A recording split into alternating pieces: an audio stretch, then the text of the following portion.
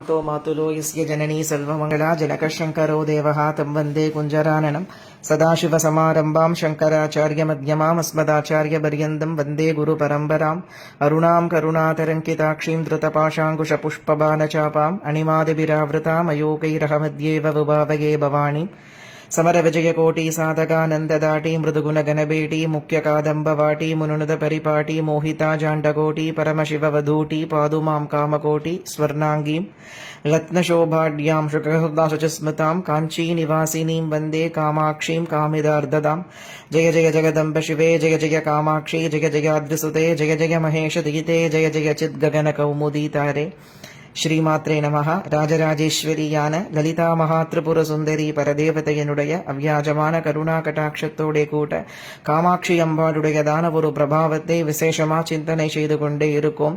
பிலத்தினுடைய மத்தியத்திலிருந்து பராசக்தியானவள் ஆவிர்பவிச்ச அற்புதமான ஒரு நாள் இன்னைக்கு. ஜெகன்மாதாவானவள் ராஜராஜேஸ்வரியான மூல காமாட்சியினுடையதான மூணாவது நேத்திரத்திலிருந்து சுத்த சக்தி ஸ்வரூபிணியான பங்காரு காமாட்சியானவள் ஆவிர்பவிச்ச நாள் விசேஷமாக ஐப்பசி மாசம் பூர நட்சத்திரம்.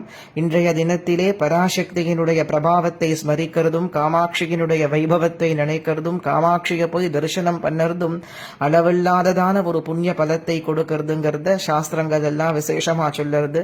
காமாட்சிதி திரையோவர்ணா சர்வமங்களஹேதவஹா அப்படிங்கிறது ஹயக்ரீவருடையதான ஒரு வாக்கு. லலிதோபாக்யானத்திலே காமாட்சி அப்படிங்கிறதான 3 அக்ஷரமானது சர்வமங்கலங்களையும் கொடுக்கக்கூடியது அப்படின்னு பகவதியினுடையதான ஒரு பெருமையை விசேஷமா சொல்லியிருக்கார். அந்த ஜெகன்மாதாவானவள் அநேக விதமான வடிவங்கள்ல பிரகாசிக்கிறார். பிலத்துக்கு மத்தியத்திலே நிர்குண ஆகாச ரூபிணியாக நிர்குணையாக இருக்கா. அந்த ஸ்ரீசக்கர பிலத்துக்கு வெளியிலே அந்த பிலமே ஸ்ரீசக்கர ஸ்வரூபம் தான். அந்த ஸ்ரீசக்கரன் தனியா அதன் பிறகு விசேஷமான பிரதிஷ்டையோட விளங்குறது இல்லையா. அந்த ஸ்ரீசக்கரமானது பிலத்திற்கு அந்த பிலமே ஸ்வயம்புவா தோன்றிய ஸ்ரீசக்கர ஸ்வரூபந்தான். ஸ்வயமேவ சமுத்பன்ன ஸ்ரீசக்கரமாகவே தான் அங்கே விளங்கக்கூடிய மகாபிலமானது பிரகாசிக்கிறது.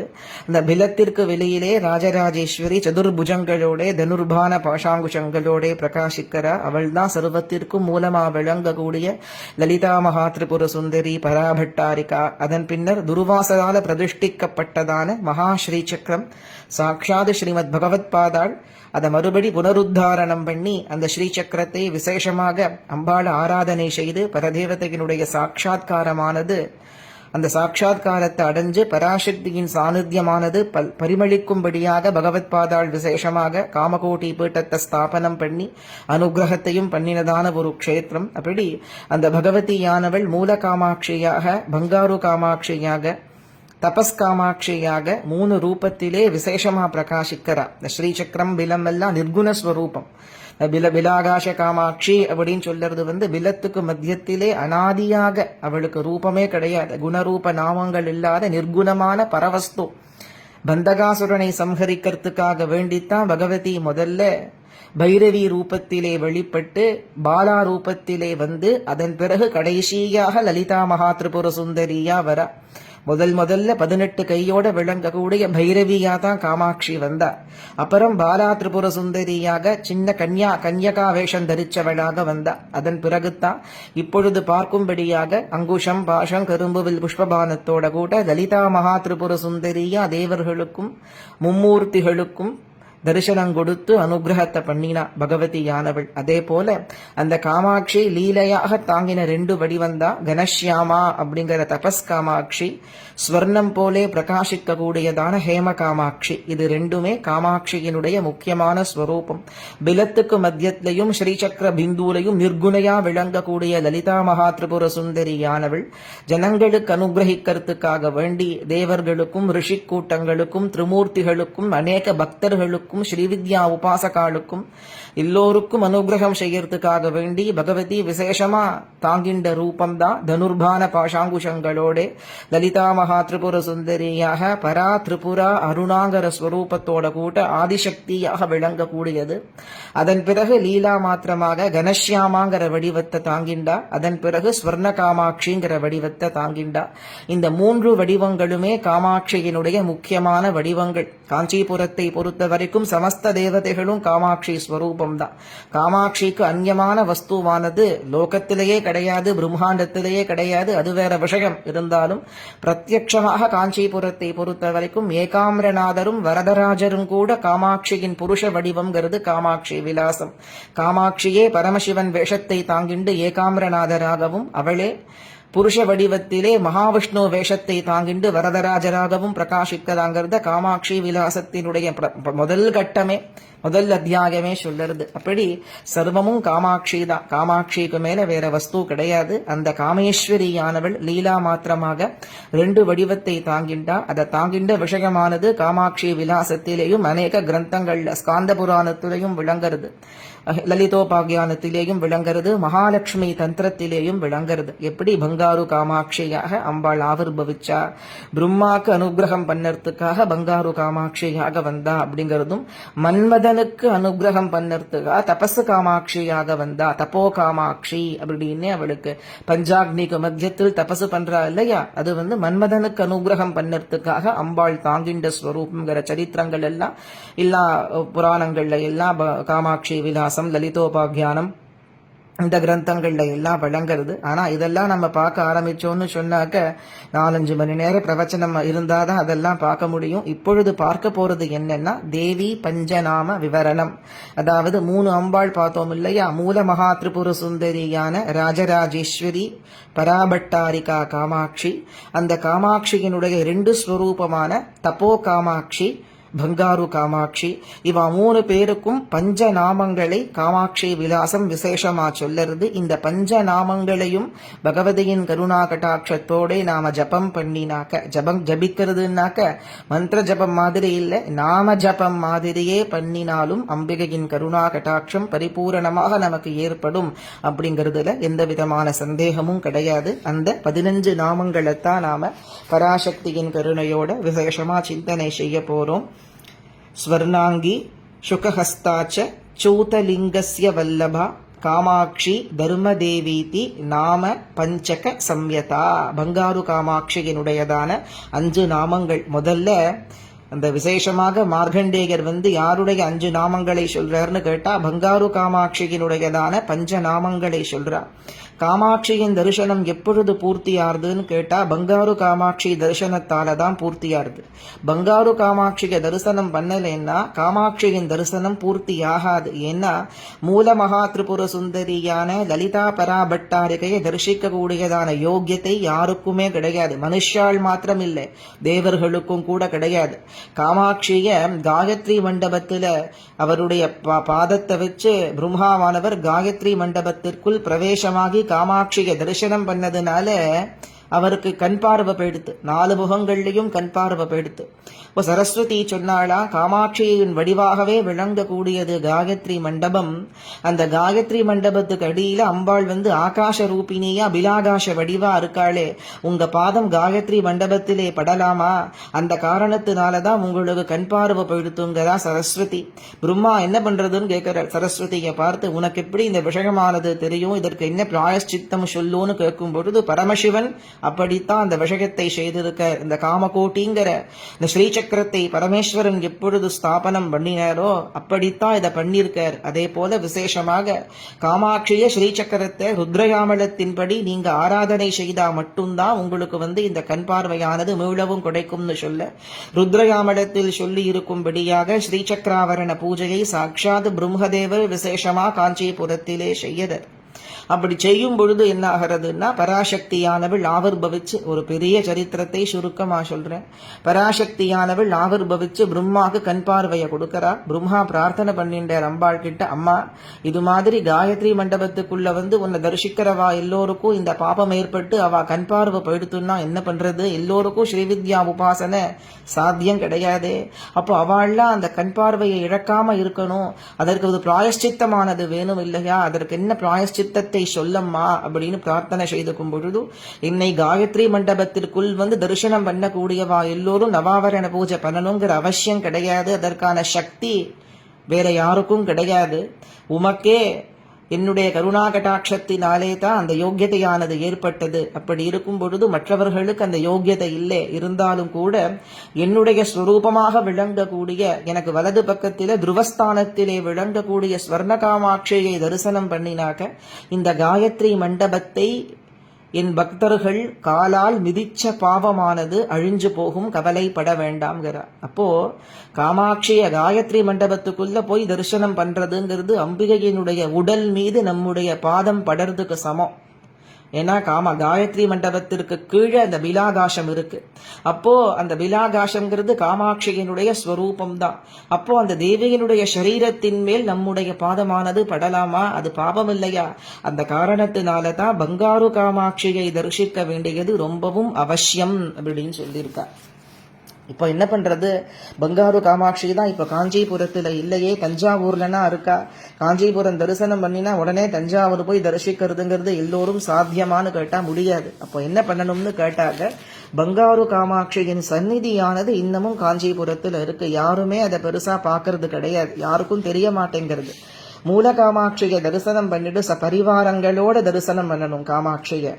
அர்த்தநாரீஸ்வரர், கள்ளபெருமாள், சௌந்தர்யலட்சுமி, அரூபலட்சுமி, மகாவாராகி, ராஜமாதங்கி, அன்னபூர்ணா, சௌபாகிய கணபதி, சந்தான கணபதி, பூர்ணா புஷ்கலா சகித மகாசாஸ்தா, தூர்வாச தேசிகேந்திரர், சாதிசங்கர பகவத் பாதாள்னு பரிவாரங்களோட கூட அம்பாளை தரிசிக்கணும். எல்லோரும் காஞ்சிபுரத்துக்கு போய் காமாட்சியை பார்த்துட்டு திரும்பி வர்றதுல அர்த்தம் கிடையாது. அது பூர்ணமான தரிசன பலனை கொடுக்காது.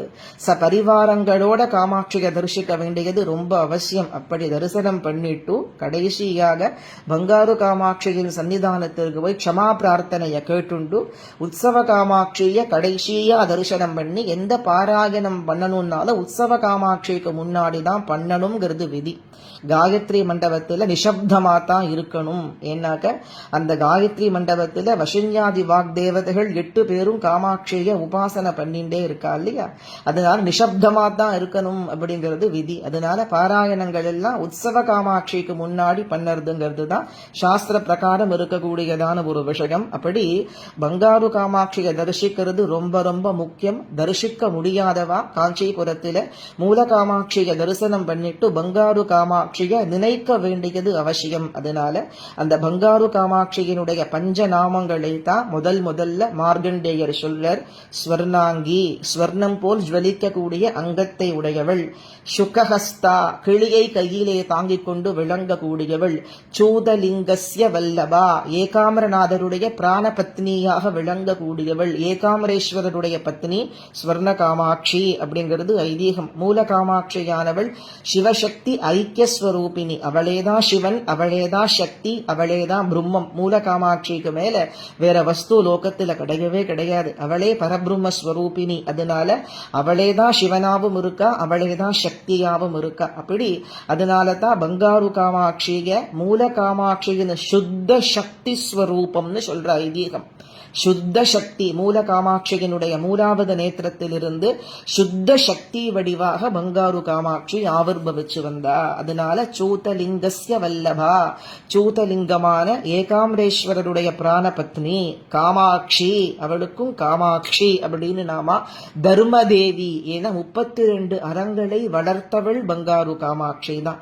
32 அறங்களை அம்பாள் வளர்த்தா காஞ்சிபுரத்திலேன்னு சொல்றாம் இல்லையா, அறம் வளர்த்த நாச்சியார்னு பேர் இருக்கே. அந்த 32 அறங்களை வளர்த்தவள் யாருன்னு கேட்டாக்க பங்காரு காமாட்சி. இந்த 5மே பங்காரு காமாட்சியின் 5 நாமங்கள். ஸ்வர்ணாங்கி, சுகஹஸ்தாச்ச, சூதலிங்கஸ்ய வல்லபா, காமாட்சி தர்மதேவிதி நாம பஞ்சக சம்யதா அப்படிங்கிறது பங்காரு காமாட்சியின் 5 நாமங்கள். அதே போல காமாட்சியினுடைய கர்ப்ப கிருஹத்தில காமாட்சிக்கு பக்கமே விளங்கக்கூடியவள் தபஸ்காமாட்சி, தப்போ காமாட்சின்னு அவளுக்கு பேரு. மாங்காட்டுல இதே ரூபத்துல உற்சவ ரூபத்துல பஞ்சலோக விக்கிரகத்துல அம்பாள் இருப்போ. அதே போல பங்காரு காமாட்சி மாதிரி ஒரு கையை தொங்க விட்டுண்டு இன்னொரு கையில கிள்ளி ஏந்திண்டு அர்த்தமேருக்கு மத்தியத்துல அவ இருக்கா.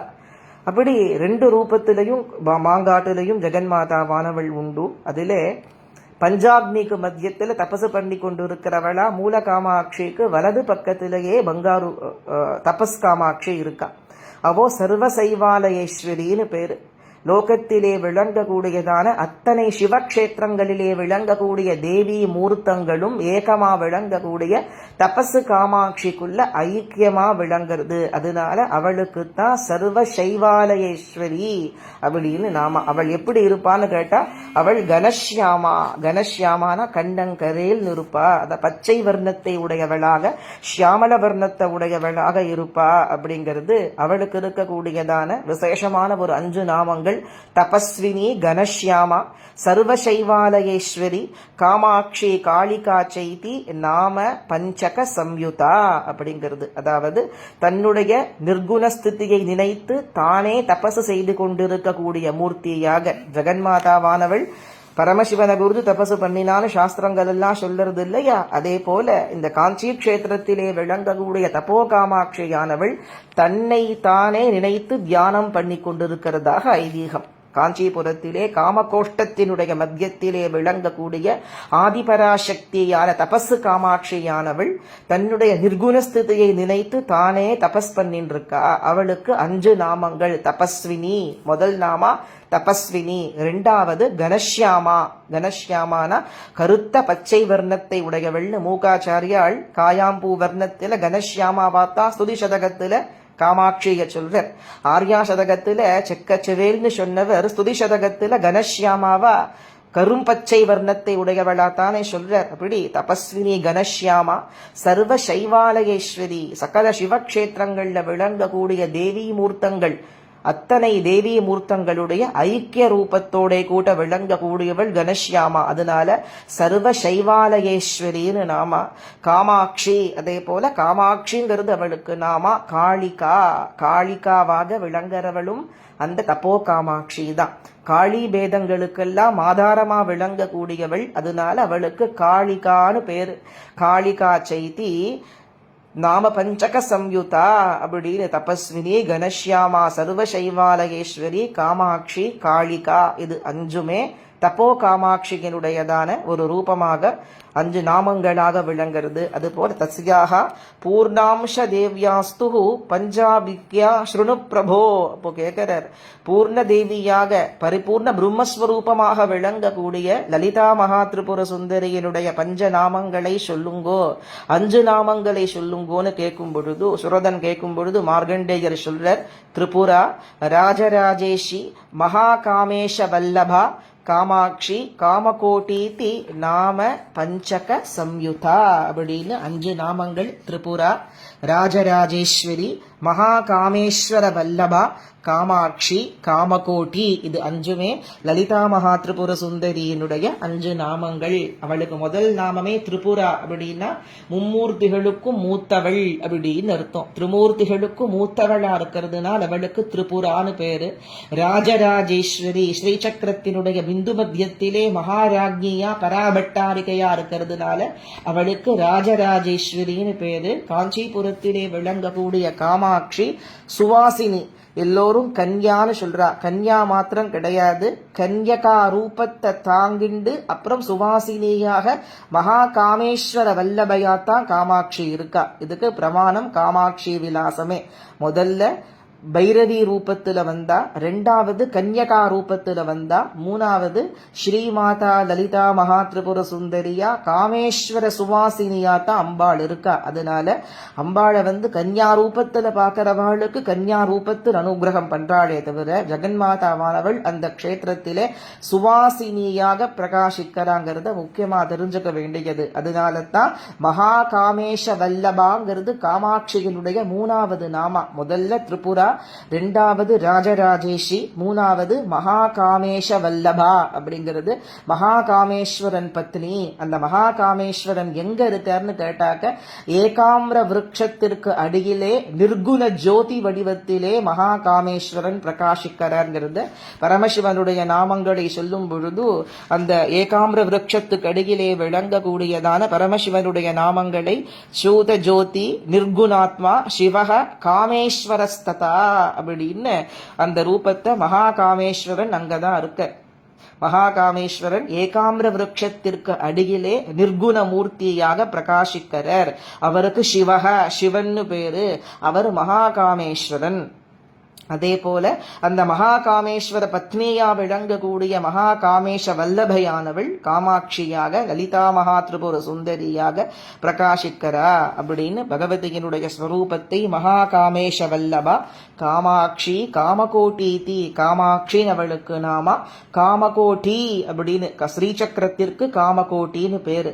அந்த ஸ்ரீசக்கரத்திலே பிருந்து மத்தியத்திலே பிரகாசிக்க கூடியவள் அப்படிங்கிறதுனால அவளுக்கு காமகோட்டி அப்படின்னு பேரு. நாம பஞ்சக சம்யுதா, இந்த 5 நாமங்களும் லலிதா மகா திரிபுர சுந்தரியினுடைய நாமங்கள் அப்படிங்கறத நமக்கு விசேஷமா சொல்லி இருக்கா. அது போல அந்த மூணு மொத்தம் 15 நாமங்கள் பராசக்தியின் பெருமையை விசேஷமா சொல்லக்கூடியது. இந்த 15 நாமங்களை நித்தியமும் ஜபிக்கலாம். ரொம்ப ரொம்ப அதிவிசேஷமானது. ஆத்துல ஒரு குத்து விளக்கை ஏத்திட்டு இந்த 15 நாமங்களை சொல்லி அம்பாளை பிரார்த்தனை செய்துகிறது சர்வ மங்களங்களையும் கொடுக்குங்கிறதுல எந்த விதமான ஒரு சந்தேகமுமே கிடையாது. ரொம்ப விசேஷமான நாமங்கள். மறுபடியும் சொல்றேன், பங்காரு காமாட்சி அதாவது ஹேம காமாட்சியின் 5 நாமங்கள் ஸ்வர்ணாங்கி, சுகஹஸ்தா, சூதலிங்க வல்லபா, காமாட்சி, தர்மதேவி. தபஸ் காமாட்சியினுடைய 5 நாமங்கள் தபஸ்வினி, கணஷ்யாமா, சர்வசைவாலகேஸ்வரி, காமாட்சி, காளிகா.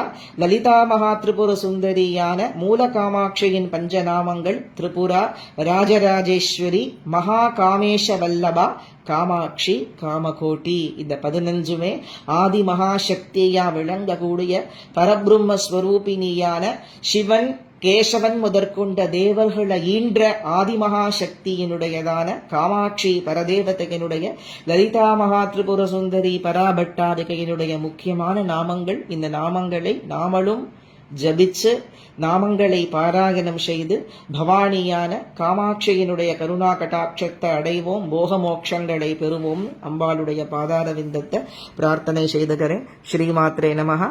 சர்வமங்கள மாங்கல்யே சிவே சர்வார்த்த சாதிகே சரண்யே த்ரயம்பகே கௌரி நாராயணி நமோஸ்துதே. காமாட்சி சரணம். காமாட்சி காமாட்சி.